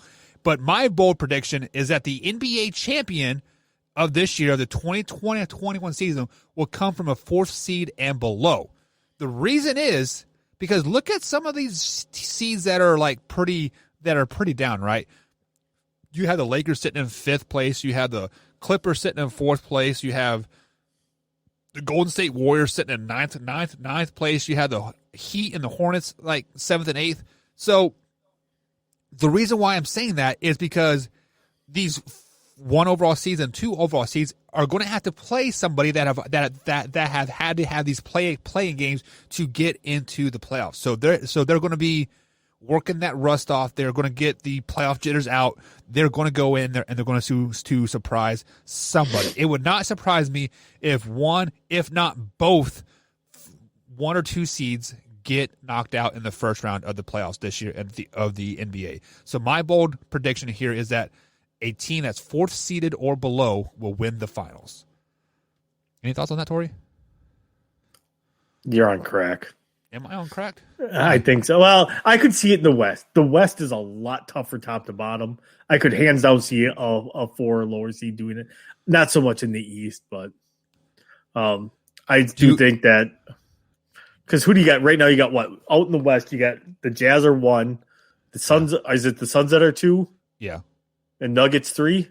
The Clippers are 3, Nuggets 4, Lakers 5. And the Nuggets are about to fall off the face of the earth without Jamal Murray. Right. I don't think Jokic can shoulder the load there. So, yeah. I mean, it could have happened. I'll never say never because, we also said number 1 seed will never lose to a 16, and well, it happened.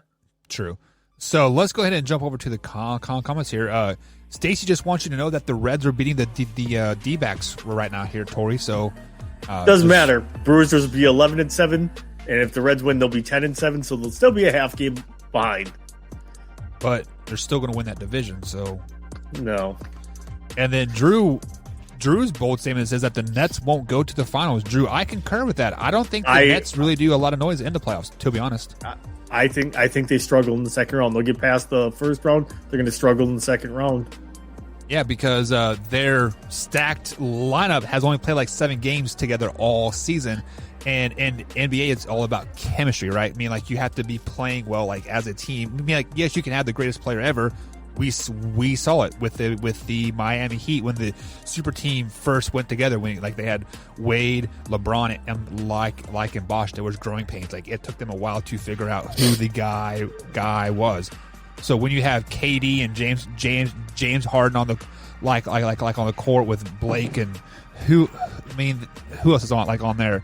What's his name? The old point guard that's been everywhere that sucks. Kyrie Irving. Who was going to be the guy? You don't really know because you don't have that chemistry to know who the guy is. I just think going to take that internal stripe's going to tear apart that team in the playoffs. Oh yeah. So, and Drew also says, didn't they just say that Harden may be out for the rest of the season? I don't know. I did not hear anything about that. So, and then Stacy says, Drew, you need to come over to the YouTube channel. Yeah, Drew, come on over, man. Side, Drew. Join. So Drew is very anti-Google, anti-Gmail. So I believe you have to have a Gmail to sign up for a YouTube account. But he's a ground zero guy. He thinks Google's stalking him. Nah, I'm totally kidding. But Drew, come on over, man. We need you over here on the YouTube channel, man. It's so much fun. But guys, we're going to take our last break of the night. We're going to open up to some shop talk. So if you guys want to talk about anything, let us know in the chat, and we will be happy to talk about it over there at youtube.com/manhour, or of course, Facebook chat as well. And if you watch us on Twitter/Periscope, feel free to chime in. But we'll be here right now. Tori, take a quick little break. Go get some more scotch because you're going to need it because you're talking about the Packers a lot here. We'll be right back, guys, here on the Man Hour.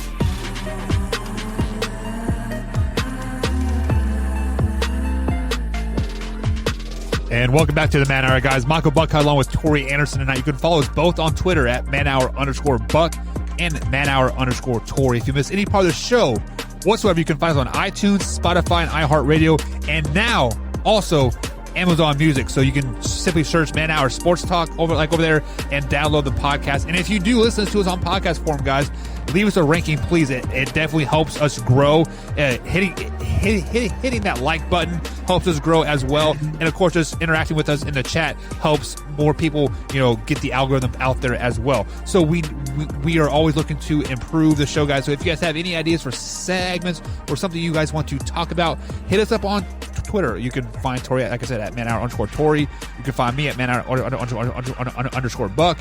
Combs is at manhour_Combs. And of course, the Wyatt Williams is manhour_TWW. So you can find us all on Twitter. Be sure to follow us as well. So, Tori, we did not get into the draft talk tonight.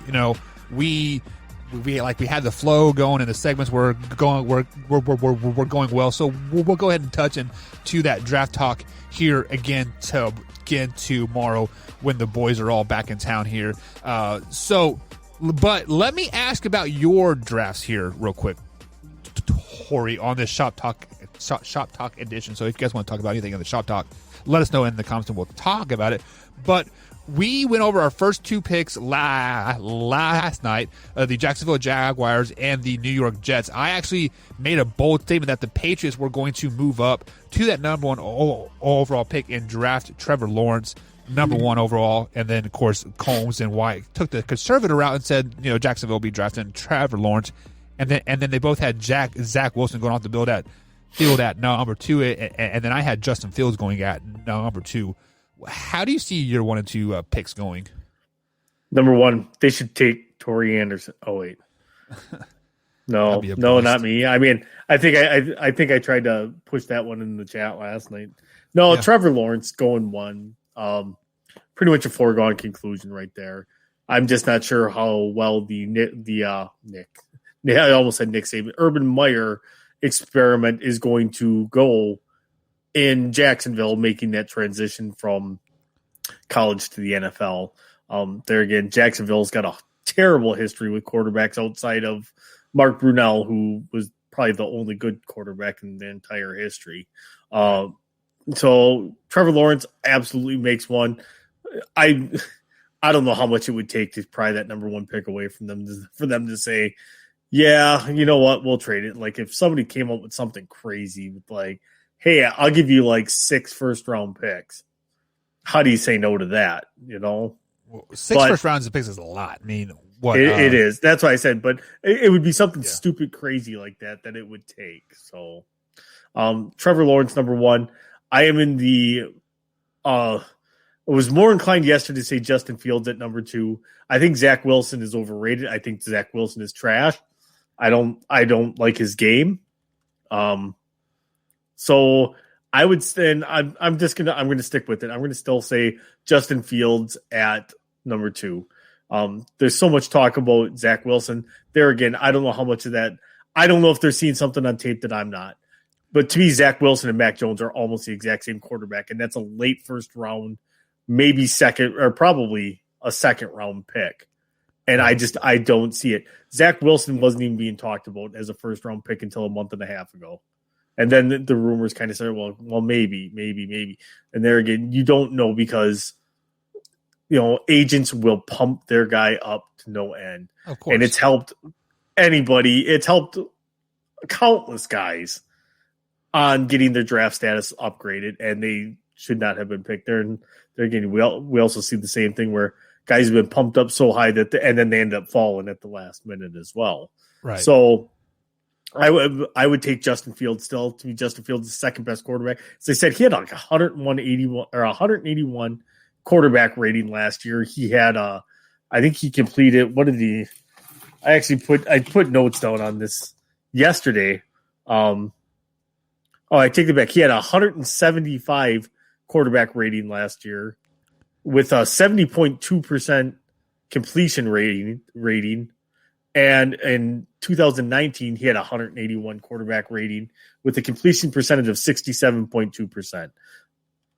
There again, is that NFL players? Absolutely not. However, is there a lot of NFL players coming out of those colleges? Yes, there is. So He's got the pedigree, he's got the mentality, he's got everything you could look for in a franchise quarterback. I don't see it in Zach Wilson. I've stated on the show before many a times, I don't think Zach Wilson has the heart or the we'll use the term testicular fortitude to be a successful NFL quarterback, because he has that fallback plan. To me, there's a question. I question his drive, his passion, his fire, because if he fails, there is literally zero consequence if he fails in the NFL. What is somebody going to say? Oh, you couldn't hack it in the NFL? And then he's going to turn around and say, so what? I'm still richer than you. No. Right. So I'm not a fan. So one thing I am not a fan of, Tori, are these anonymous people coming out saying basically jargon about X player, right? So you have kind of been on record saying that Zach is trash, meaning the what's his name, Zach Wilson from BYU,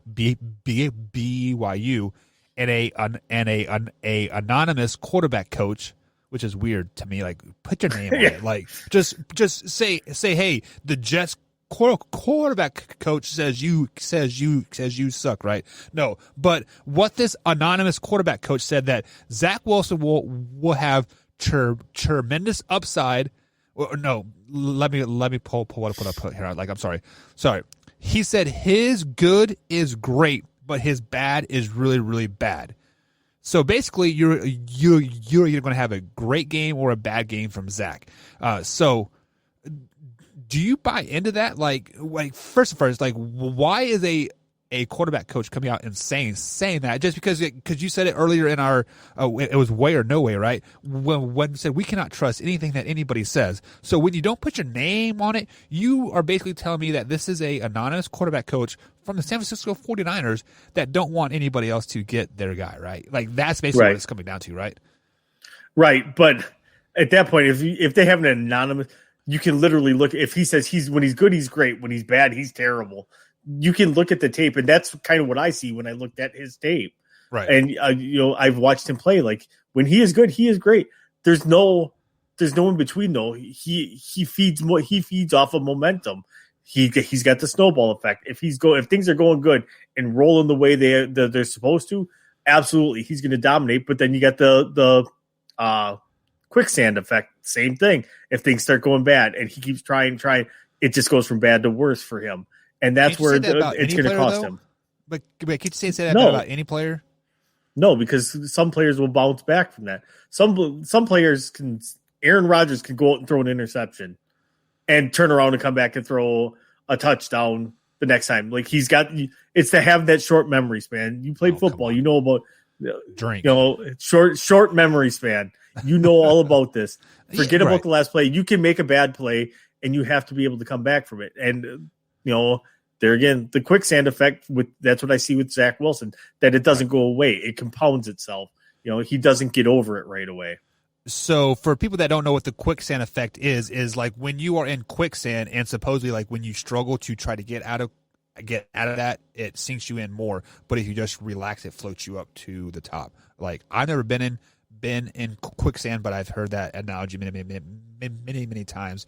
And now that's just the way it is. So I gotta believe it. So Drew over here in the comment says that means that Zach Wilson is just an average quarterback. Is that true? I mean, like, you can be a great quarterback, a MVP, and then you can have the worst game of your life, and then be the bottom 2 or 3. But would that balance out to the average? Sounds a whole like Mitchell Trubisky to me. Don't get Combs riled up. But no, it's true though. Because Trubisky, even like he had. The year he did really well. He would have a couple of good games. He'd have a terrible game. But the thing is sad part is you can almost make a career off that. It's like I said, I question more his drive and his approach mentally to the game, because there again, I feel like he's going to get the speed of the game is at a completely different level than what he's seen at BYU. So I feel like that quicksand that he's got caught up in college is going to be more prevalent when he comes to the NFL stage. So, and then Drew says this kind of reminds him of Jared of Jared Goff. Does that remind you of Jared Goff? He's great one game and then terrible like the next. Jared Goff went to a Super Bowl, though. I mean, but there again, we talked about that. Rex Grossman went to a Super Bowl as well. So, and honestly, it kind of does. Like, it does remind me of a Goff. So I wanted to say this last night when like Combs was talking bad about Jared Goff, of like how he should have won the Super Bowl and he would not put him. I believe Combs said he basically would deem Jared Goff as a bust, but then you said he went to a Super Bowl. Like we were talking about bust quarterbacks. I mean, he didn't come out and say he was going to be a bust, but he kind of beat it around the bush and saying that Jared Goff was a bust. So let me ask you this question though, Tori. That offense that Jared Goff ran that year, I believe that was the same year that them and the Kansas City Chiefs went back and forth on that Monday night. Was it the Monday night game? Yeah. It was like 56. It was like what? 54. It was something. It was ridiculous. Yeah, it was the highest scoring Monday night game in history. Yeah, and then he said they should have wiped the floor with the Patriots. I mean, the Patriots had a great defense. That defense was top notch all year long. You also went up against Tom Brady, arguably the greatest quarterback of like all time. So, I mean, I think if Jared wasn't that the year that they shouldn't have beat the Saints too? What was that year? Or yeah, I feel like that was the year. That was the year that the Saints but like had the number one seed. Yeah, but like for some reason the Rams shouldn't have been. I can't remember for sure. Like sometimes my memory fades me. But like how can you not be a MVP caliber quarterback, but Combs still wants to kind of deem you as like a bust? Like isn't that kind of far fetched a little bit? I don't know. I can see his point that they should have, but they're getting at that point we played the shoulda, coulda, woulda game, and I hate playing that game. But like I think it's the Super Bowl's a different game if Cooper Kupp never tears his ACL that year though. Too. Right. That was his rookie year. That was a big blow to that offense at that point. But I don't for me, I don't think Jared Goff is a terrible quarterback. Jared Goff had his rookie year was terrible because you're a rookie and you got thrown in there. Right. And then their coach wasn't there either yet, right? McVay was. Yeah, McVay wasn't there yet. McVay was a year out. Mm-hmm. And then the next year McVay came and then kind of turned it around. Right. He's been a good quarterback since McVay has been there. Has he been great? No. The Super Bowl year he was great, but he wasn't terrible. He was above average even last year. So would that be a system quarterback then? Since he was his first year? No, I would think he's a system quarterback. So that's why I'm interested to see what he does in Detroit with Dan Campbell as the head coach. Right. He's basically going to be running the New Orleans offense. So he could Drew Brees it. Drew Brees wasn't great in San Diego, went to New Orleans, and he was one of the greatest ever. Right. And what was hampering Drew Brees in San Diego at at the time is they did draft Phillip Rivers like 2 years after Drew Brees was like there. So there was always that quarterback controversy type of thing, and we see it for like the Eagles every time there's somebody looking over your shoulder, like you do, like you just don't perform well because you perform better when you are relaxed and having a good time, right? Absolutely. Just think what the Miami Dolphins could have had. So let's talk about Miami real quick. I think they would have went to the playoffs last year if they would have kept Fitzmagic in there all season long. And yes, I am a Fitzmagic believer that he is great for 3 or 4 games and then below average for the other 14 games, right? So, but the way that team was responding to Ryan Fitzpatrick last season and the way he was playing, they were a playoff-bound team. They could have made some noise in the playoffs, I agree. They should have just let Tua sit. Yeah. I don't know who got in a whose ear about, hey, you need to play Tua, you need to play him, you need to play him. It was the wrong decision. Absolutely, 100% wrong decision. But speaking of not being a wrong decision here, Tori, becoming a member here on the youtube.com/Man Hour page is not the wrong decision because we got the After Hours show happening right now. Let me go ahead and drop that link for those people that are members here, one more time here, you guys can simply click on that link. It will take you to the members only side of things here. We're going to have the after show here. Me and Tori are going to shoot the shit and have a good time. So if you guys want to talk about anything, let us know. But Tori, we are going to end the show right here tonight because we got the after show coming, and we got some more stuff to talk about. So let's send them out right, Tori. Let's just send them out right. You want me to send them out right? All right. Oh, you dropped the ball, Tori. Man Hour Nation, rise up!